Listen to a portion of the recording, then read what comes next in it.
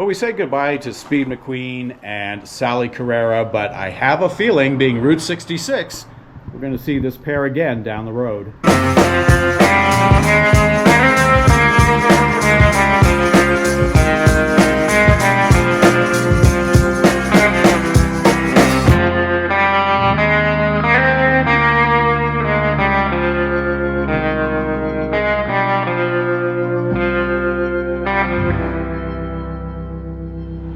Good morning from the garage of the legendary Blue Swallow Motel in Tucumcari, New Mexico. Today we hit the road and make our way to Santa Fe. Let's go. You know, Mother doesn't like to be kept waiting. Someone else is waiting for me. I have a deadline today.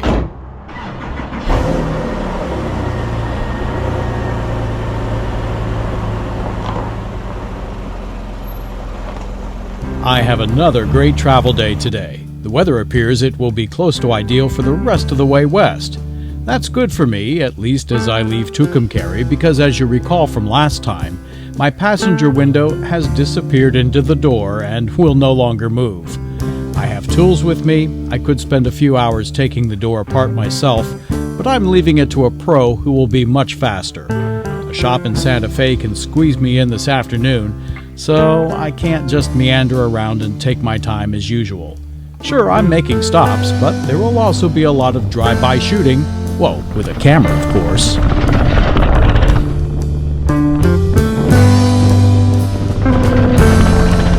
Today's drive thankfully goes through a lot of open country in New Mexico. This will be more of a day to enjoy the scenery as opposed to a whole lot of Route 66 stops, which there are still several across this segment, another 200-mile day. As I've said before, that's not much when you're only on an interstate. But the mother road isn't to be traveled fast, so the distance can easily take all day. But I don't have all day. I have to find the garage and check in at 3 p.m. That's why I'm thankful for long open stretches of the road ahead.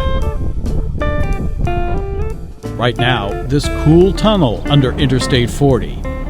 Yes, there's graffiti as expected, but very little is explicit. Here, travelers along the old highway have mostly left only acknowledgments that they pass through.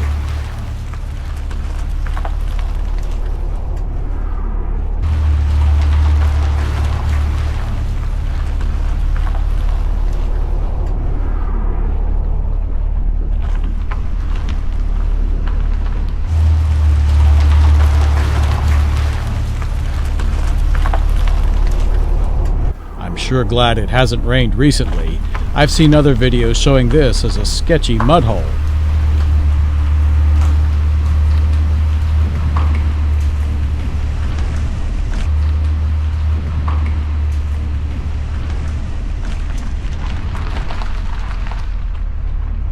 I didn't see this until I looked through the video.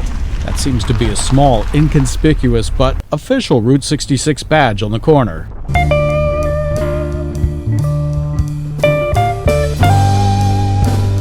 I'm driving the segment that follows early historic Route 66, before the largest bypass diversion of the entire highway was opened because of politics.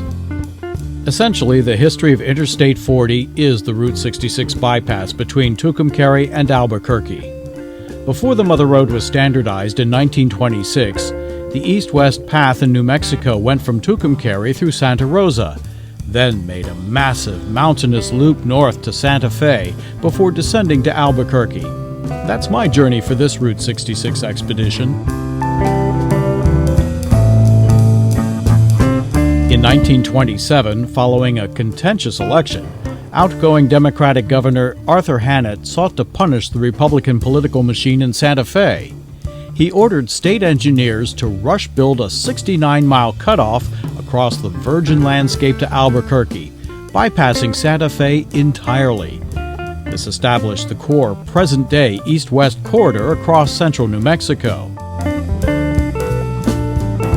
As traffic increased after World War II, the narrow two-lane highway was heavily upgraded.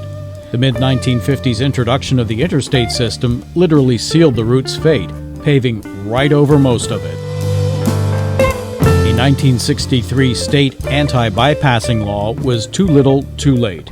Tucumcari reached a deal with the state in 1964 to allow the I-40 bypass on the condition that US 66 and its connections to I-40 were vastly widened. The bypasses did greatly reduce travel times. Tucumcari wasn't spared, while many of the other small towns fared even worse. The continuous flow of travelers for their neon-lit motels and diners was cut, and they suffered major economic declines.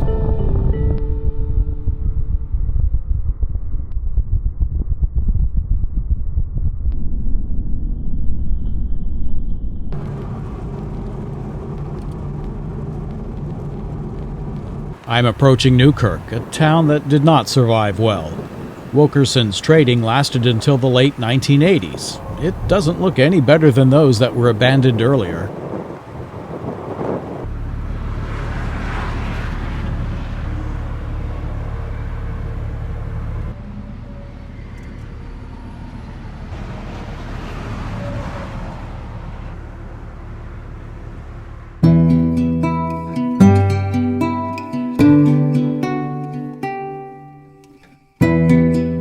Today, much of the original Route 66 pavement between Tucumcari and Albuquerque has either been covered or serves as the frontage road for I-40.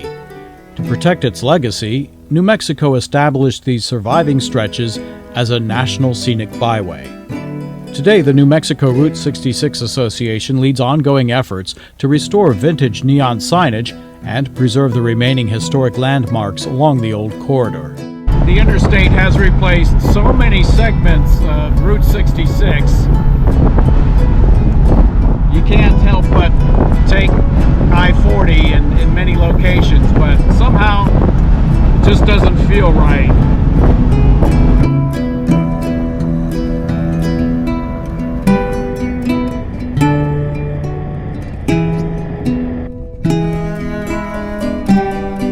Despite the interstate, some towns like Santa Rosa have remained an active stop, although there are more than enough reminders that many of the older businesses just could not hang on.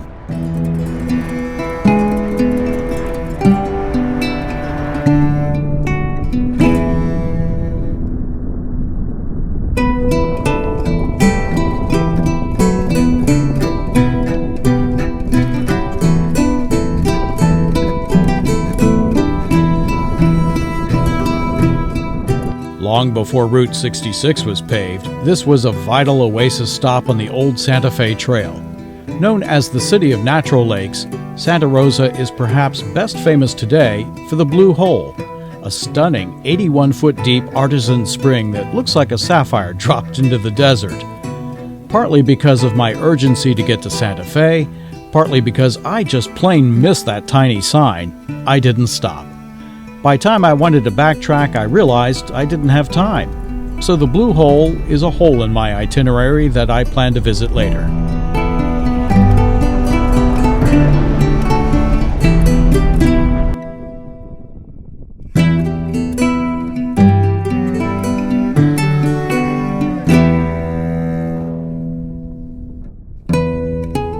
The old, sprawling and now empty motels tell you Santa Rosa was once a major Route 66 stop before heading into the vast New Mexico frontier, in either direction west, toward Santa Fe or Albuquerque.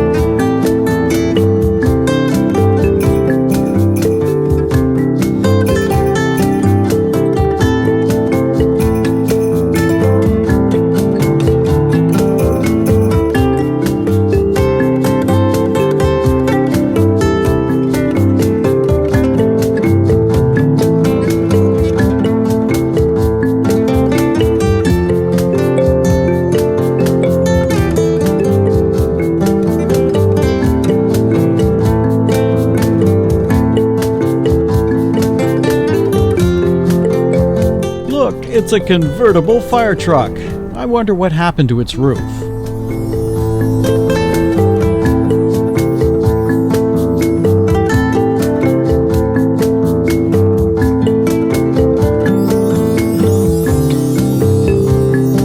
We leave Santa Rosa heading west. Interstate 40 continues directly over what used to be Route 66. Because the modern-day path bypassed so soon after the original highway designation, from 1937 it clearly was the most traveled of the two directions in the Mother Road's history. The bypass did shorten the trip by about 100 miles, which was very significant given the level of automobile technology compared to now. But the 1926 alignment still holds much allure, rising into a historic mountainous section of New Mexico. Of course, Santa Fe was the center of the U.S. Southwest and the state capital. It's a unique place worth many visits. To retrace the original alignment, I'll turn north on US 84.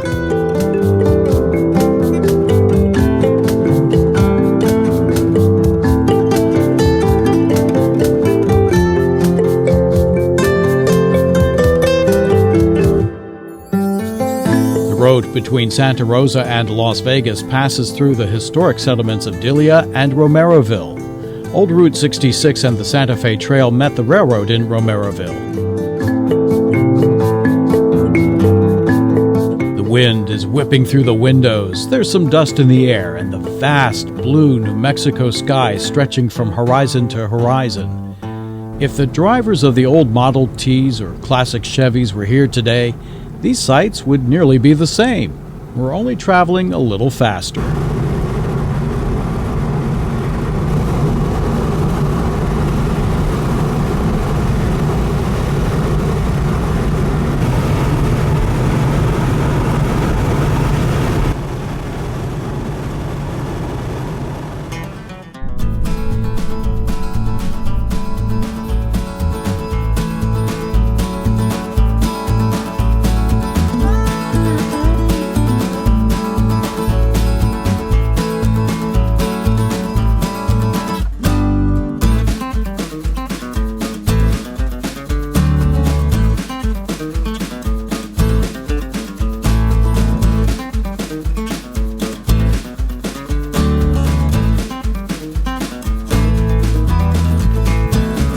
The landscape dramatically shifts on the approach to Las Vegas, New Mexico.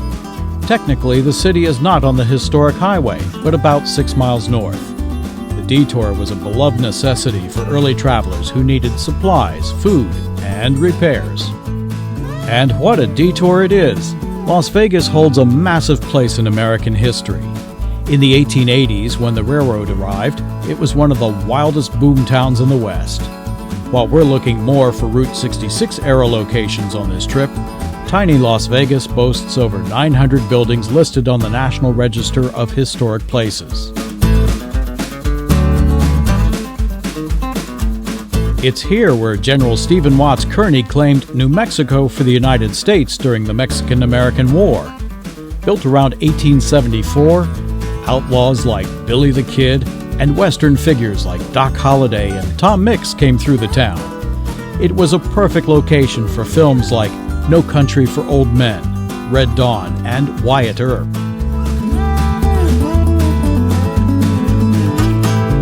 About 12,400 people call it home. Las Vegas sits at about 6,400 feet elevation and about 64 miles from Santa Fe.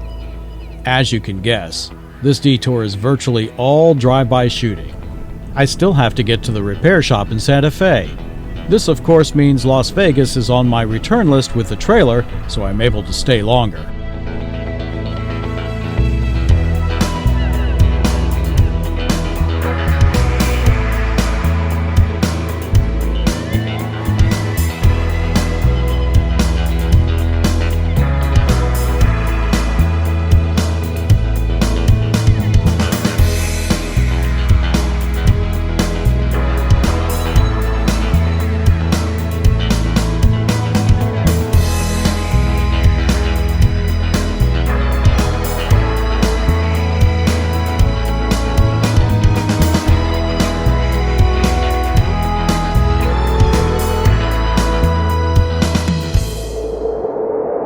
This day of driving across the old Mother Road was so diverse, from vast open New Mexico plains to historic mountainous trails, through ghost towns, and classic stops for centuries.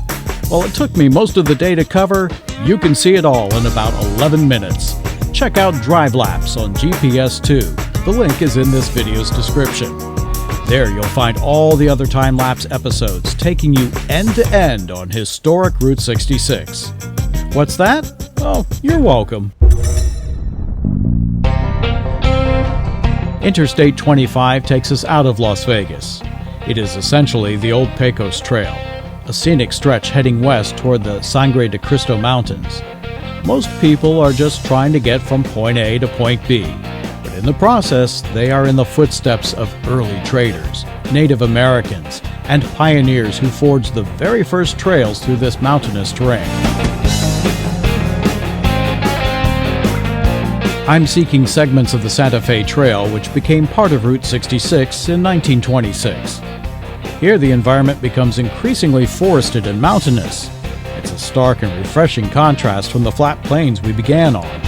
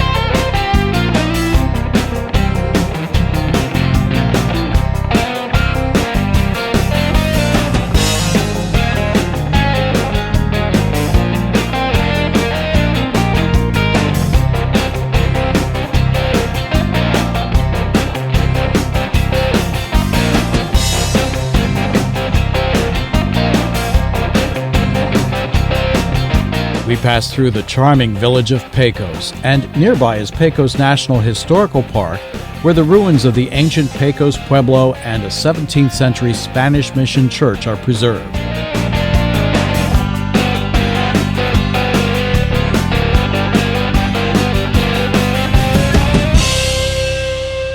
Check out what's hidden there in Pecos. Yeah, it's another giant. Standing quietly among the trees. If I hadn't stopped for gas, I wouldn't have seen it.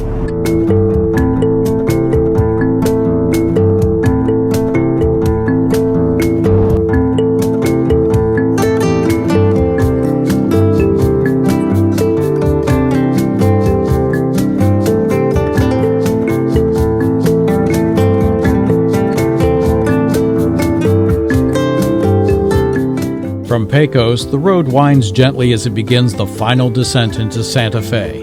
Established in 1610, Santa Fe is the oldest state capital in the United States and historic center of the American Southwest. The surrounding area and the city itself are unlike any in the country. It's appropriately called the City Different.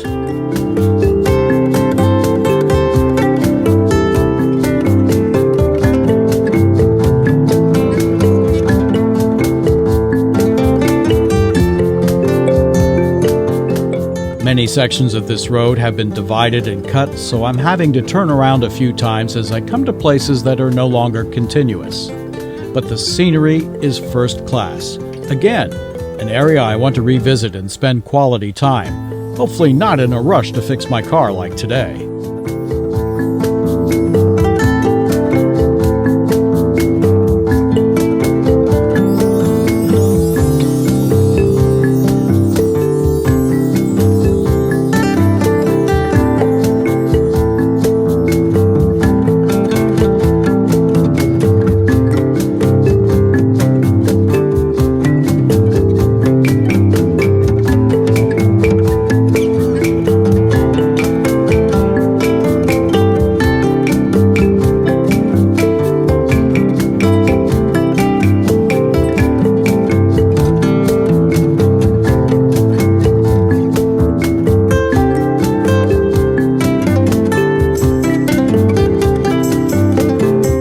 appears cyclists enjoy the challenge of these hills. This is part of the journey I actually would have bypassed had I taken the bicycle route.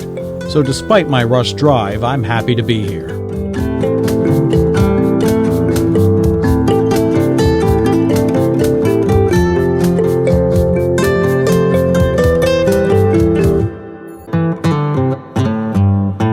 I'm staying at historic El Rey Court, which opened its doors in 1936. The complex was fully renovated in 2018, and by the way, it's pet-friendly.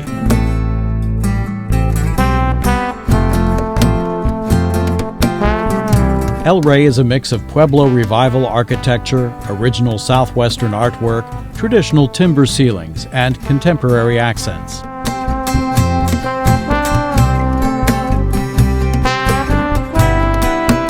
The old photos show a barren desert-like dirt property which covers 5 acres. With room to easily expand, it did. Being the state capital, this was an area not affected by the bypass. People did and always will come here no matter what road designations exist.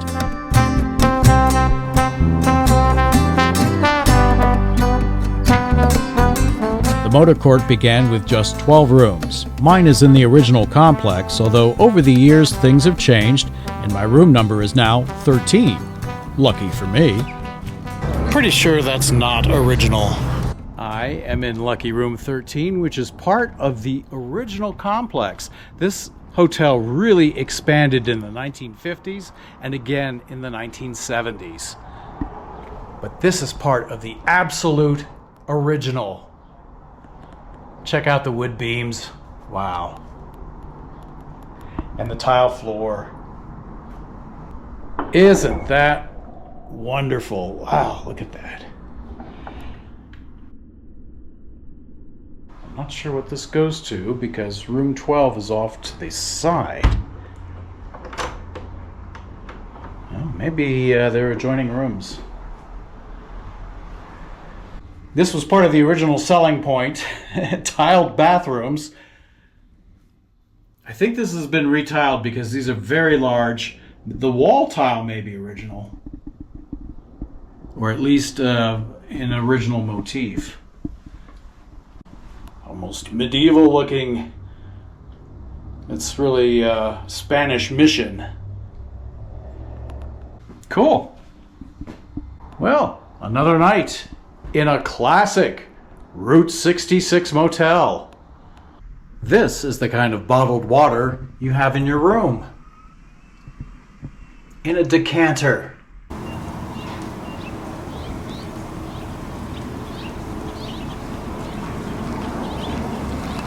Again, from the original section, you can see the division, and then back here was from the 1970s. El Rey bills itself as a come-as-you-are, laid-back oasis with both Southwestern character and a hip modern vibe. There's live music, a bar, and a restaurant.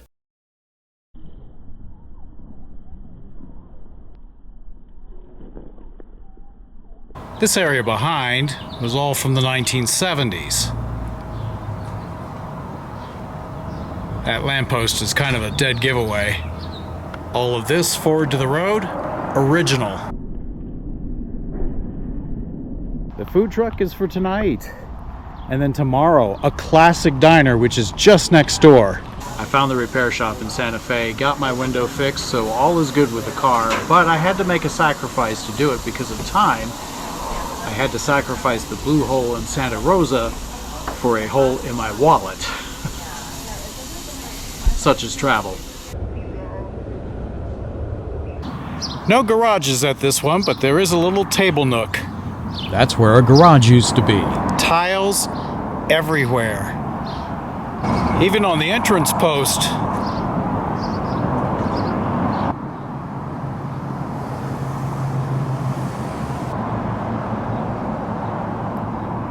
This motor court grew in 2 main developments in the 1950s and 1970s.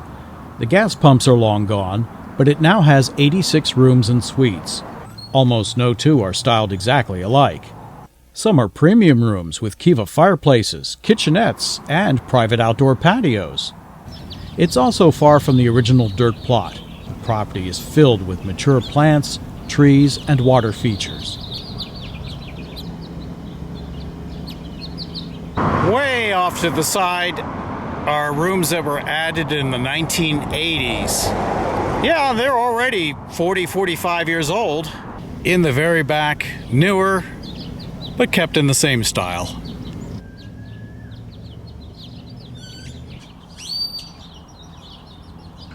Places like this, I wish I could stay longer. With my car repaired, a beautiful warm evening, I can exhale for a few hours. Until we ride again west on historic Route 66. I've made sure your seat for the next leg of the journey is reserved. Safe travels, everyone.